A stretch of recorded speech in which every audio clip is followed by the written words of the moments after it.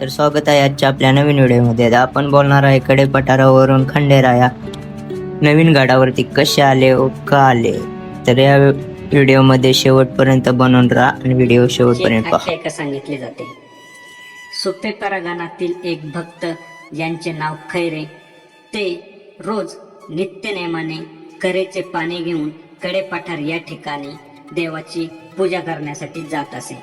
अनेक वर्षे पूजा केल्यानंतर त्यांचे वय झाले आणि त्यांनी खंडोबाला साकडे घातले की आता माझे वय झाले, मला येणं जाणं हे शक्य नाही, तरी तुम्ही माझ्या घरी येऊन त्या ठिकाणी स्थापन व्हावे, म्हणजे मला तुमची सेवा ही अखंडपणे करता येईल.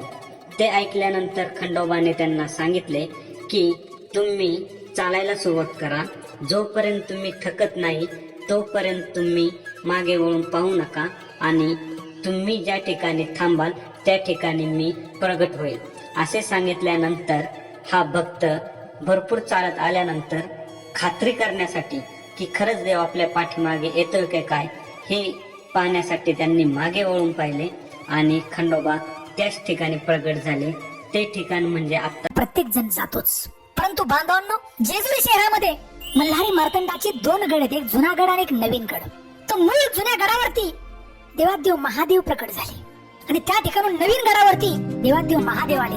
त्या ठिकाणी बघा, म्हणजेच मल्हारी मार्तंड. आणि त्या नवीन गडावरतीच जवळजवळ 90% लोक त्या ठिकाणी जातात आणि मल्हारी मार्तंडाचा आशीर्वाद घेतात. परंतु बांधवांनो, मूळ जो गड आहे तो जुना गड आहे बघा, त्याला कडेपठार म्हणतात.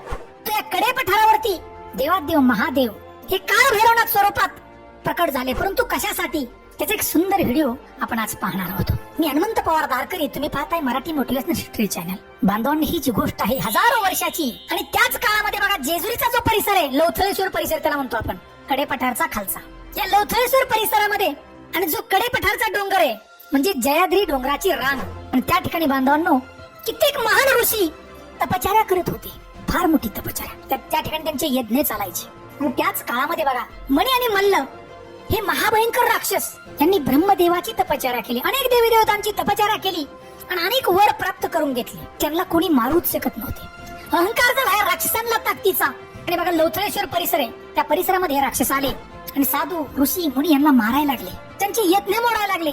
तो तिथल्या परिसरातली रयत त्यांना त्रास द्यायला लागले. हा आकार माजला त्या ठिकाणी. आणि त्यावेळी बघा महादेवांना प्रसन्न केले तिथल्या ऋषींनी. महादेवांनी मान्य केले की या राक्षसांना मारायचं मणी आणि मल्लाला.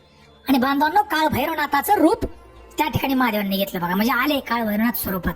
आणि या मणी आणि मल्ल राक्षसाला त्या ठिकाणी मारलं देवानं बघा. आणि ज्या वेळेला मणी मल्लाला मारलं अखेरच्या क्षणी त्यांनी सांगितलं, देवा की तुमचं नाव घेण्याच्या आधी माझं नाव घेतलं पाहिजे, असं वरदान द्या. आणि त्यावेळेला बघा महादेवांनी वरदान त्याला दिलं. म्हणून बांधवांनो, मल्हारी हे नाव देवाला पडलं बघा, म्हणून मल्हारी म्हणतो, मल्हारी मार्तंड. आणि मासा कांत म्हणजेच माळशेचा कांत. म्हणून बांधवांनो, जयाद्री डोंगरावरती बघा, जयाद्री जो डोंगर आहे रांगेच्या वरती भगवान महादेव आणि माता पार्वतीचं स्वयंभूलिंग त्या ठिकाणी आहे बांधवांनो, त्यालाच कडेपठार म्हणतात. आणि हे जे ठिकाण जेजुरी शहराच्या दक्षिणेला समुद्र सपाटीपासून 800 फूट उंचीवरती जयाद्री डोंगर रांगेच्या माथ्यावरती हे ठिकाण खंडेरायाचं मूळ स्थान आहे, यालाच कडेपठार म्हणतात. कारण बांधवांनो, खंडेरायांचा भक्त खंडेरायांची सेवा करून करून थकला होता. तर भक्त बोलला खंडेरायांना, खंडेराया आता मी तुमची सेवा नाही करू शकत, तुम्ही माझ्या सोबत माझ्या घरी चला. तर खंडेराया बोलले, चल तू पुढे चल, मी तुझ्या मागे येत आहे. असे बोलले की खंडेरायाचा भक्त पुढे चालला. खंडेराया त्यांच्या मागे येतच होते आणि खंडेराया त्यांच्या मागे येत होते. त्यांच्या भक्ताला वाटले की खरंच आपला देव आपल्या मागे येतोय का. ते भक्ताने मागे वळून बघताच तेच अदृश्य झाले, म्हणजे गुप्त झाले. ते ठिकाण म्हणजे आपला नवा गड. तर नव्या गडावर येण्याचं कारण हे आहे. आणि अशाच व्हिडिओसाठी चॅनलला सबस्क्राईब करून, लाईक करून, शेअर करा. धन्यवाद. एकोट एकोट जय मल्हार, सदानंदाचा एकोट.